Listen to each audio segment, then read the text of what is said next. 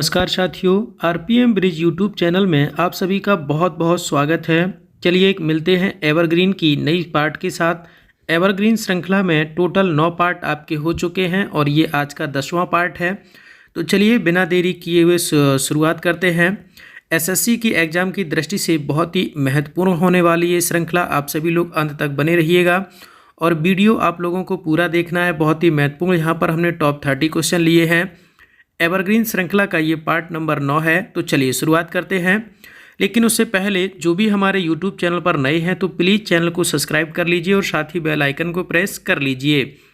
चलिए पहला क्वेश्चन आपके सामने है कि एनआईएस का पूर्ण रूप क्या है, यानी कि एनआईएस का आपको फुल फॉर्म बताना है। नेशनल इन्फेक्शियस डिजीज सेमिनार, या फिर नेशनल इरिगेशन शेड्यूल, या फिर नेशनल इम्यूनाइजेशन शेड्यूल, या फिर नेशनल इंफॉर्मेशन सेंटर। तो प्यारे साथियों, एनआईएस का जो आपका पूर्ण रूप होता है वो आपका होता है नेशनल इम्यूनाइजेशन शेड्यूल, यानी कि ऑप्शन नंबर सी इस प्रश्न का बिल्कुल सही उत्तर हो जाएगा प्यारे साथियों। चलिए आगे बढ़ते हैं क्वेश्चन नंबर 2 की तरफ।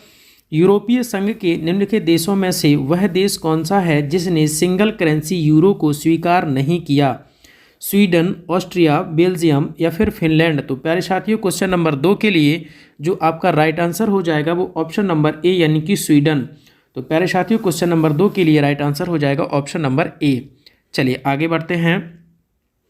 यूरोपीय संघ का वह देश जिसने एकल मुद्रा यूरो को अंगीकार नहीं किया? फ्रांस, यूके, जर्मनी या फिर स्पेन। तो प्यारे साथियों, क्वेश्चन नंबर 3 के लिए जो आपका राइट आंसर हो जाएगा वो आपका राइट आंसर हो जाएगा ऑप्शन नंबर दूसरा, जिसमें लिखा हुआ है यूके। नेक्स्ट आगे बढ़ते हैं क्वेश्चन नंबर 4 की तरफ। नेपाल की मुद्रा क्या है? तो आपको बताना है प्यारे साथियों कि नेपाल की जो मुद्रा है वो क्या है, रुपया, टका, रुपया या फिर डॉलर। तो प्यारे साथियों, क्वेश्चन नंबर 4 के लिए जो आपका राइट आंसर हो जाएगा वो ऑप्शन नंबर ए। चलिए आगे बढ़ते हैं क्वेश्चन नंबर 5 की तरफ। युआन किस देश की मुद्रा है? बहुत ही महत्वपूर्ण क्वेश्चन है ये प्यारे साथियों, ऐसा कोई एग्जाम नहीं जिसमें ये क्वेश्चन पूछा ना गया हो। तो क्वेश्चन नंबर 5 के लिए जो आपका राइट आंसर हो जाएगा प्यारे साथियों वो ऑप्शन नंबर हो जाएगा सेकंड, यानी कि चीन। युआन जो है वो प्यारे साथियों चीन की मुद्रा है। नेक्स्ट आगे बढ़ते हैं। राष्ट्रीय पादप आनुवांशिक संसाधन ब्यूरो किस शहर में स्थित है? बेंगलुरु, जम्मू, नई दिल्ली या फिर शिलोंग। तो प्यारे साथियों, आपको बताना है इस प्रश्न का बिल्कुल सही उत्तर क्या होगा।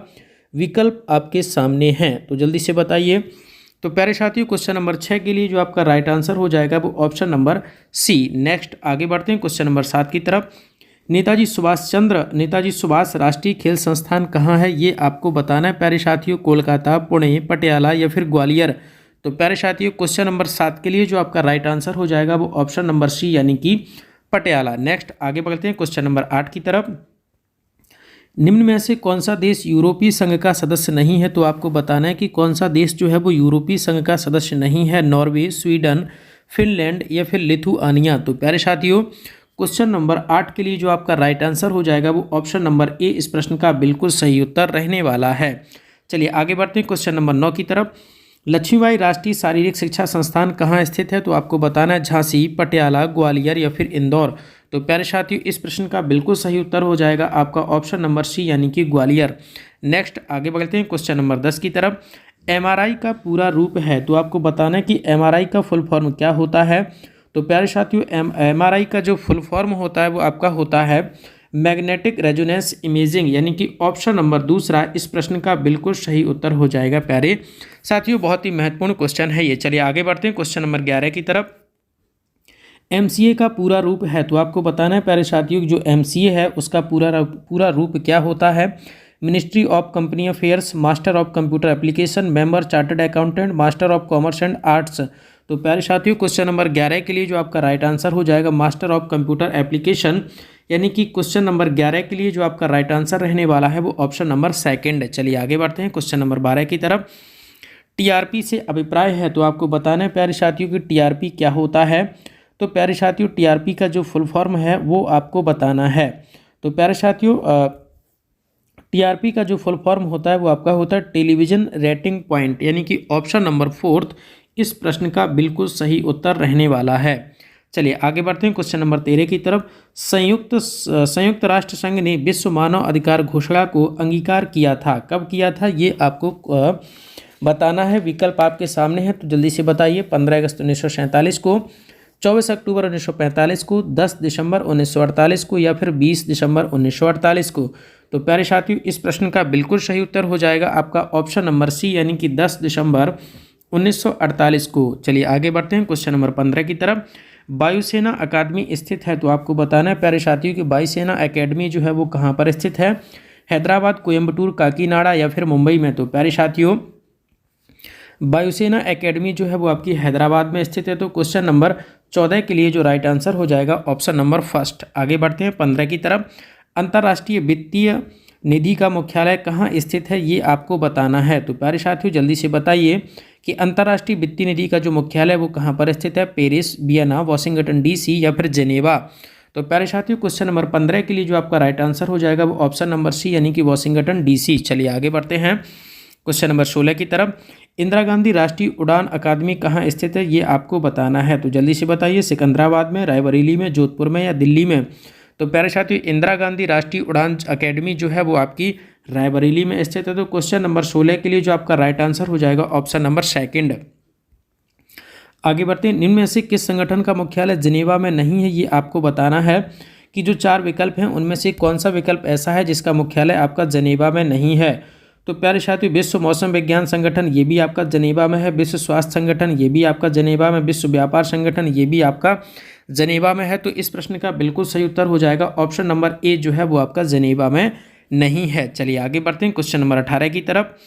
साउथ साउथ संवाद निम्नलिखित में से किससे जुड़ा हुआ, ये आपको बताना है कि साउथ साउथ संवाद किससे जुड़ा हुआ। विकासशील देशों में सहकारिता, शस्त्र सम्मेलन या फिर उपरोक्त सभी या फिर इनमें से कोई नहीं।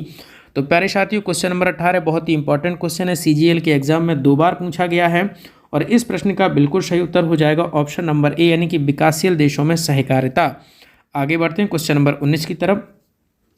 अंतर्राष्ट्रीय परमाणु ऊर्जा एजेंसी का मुख्यालय कहाँ स्थित है, ये आपको बताना है प्यारे साथियों। तो जल्दी से बताइए कि अंतर्राष्ट्रीय परमाणु ऊर्जा एजेंसी का मुख्यालय कहाँ स्थित है। वियना, सिडनी, जेनेवा या फिर वाशिंगटन डीसी। सीपीयू का पूछा हुआ क्वेश्चन है प्यारे साथियों। पूरी श्रृंखला का एक भी क्वेश्चन ऐसा नहीं है जो आपका एसएससी के किसी न किसी एग्जाम में ना पूछा गया हो। तो क्वेश्चन नंबर 19 के लिए जो प्यारे साथियों आपका राइट आंसर हो जाएगा ऑप्शन नंबर फर्स्ट। नेक्स्ट आगे बढ़ते हैं, श्रृंखला का अंतिम क्वेश्चन। निम्न में से कौन सा देश संयुक्त राष्ट्र संघ का सदस्य नहीं है, ये आपको बताना है। तुर्की, स्वीडन, सीरिया या फिर स्विट्जरलैंड। तो प्यारे साथियों, संयुक्त राष्ट्र संघ का जो सदस्य नहीं है वो आपका स्विट्जरलैंड नहीं है। तो क्वेश्चन नंबर 20 के लिए राइट आंसर हो जाएगा ऑप्शन नंबर 4, यानी कि स्विट्जरलैंड। तो प्यारे साथियों, ये आपका एवरग्रीन श्रृंखला का पार्ट नंबर 10 था प्यारे साथियों। ऑलरेडी इसके 9 पार्ट आ चुके हैं, प्लेलिस्ट में जाके आप लोग देख सकते हैं। और प्यारे साथियों, जो भी हमारे यूट्यूब चैनल पर नए हैं तो प्लीज़ चैनल को सब्सक्राइब कर लीजिए और साथ ही बेल आइकन को प्रेस कर लीजिए, जिससे कि कोई भी नई वीडियो अपलोड होते ही पहुंच सके आप तक, और उस नोटिफिकेशन पर क्लिक करके आप पूरा वीडियो अंत तक देख सकते हैं। श्रृंखला में जुड़ने के लिए आप सभी का बहुत बहुत धन्यवाद।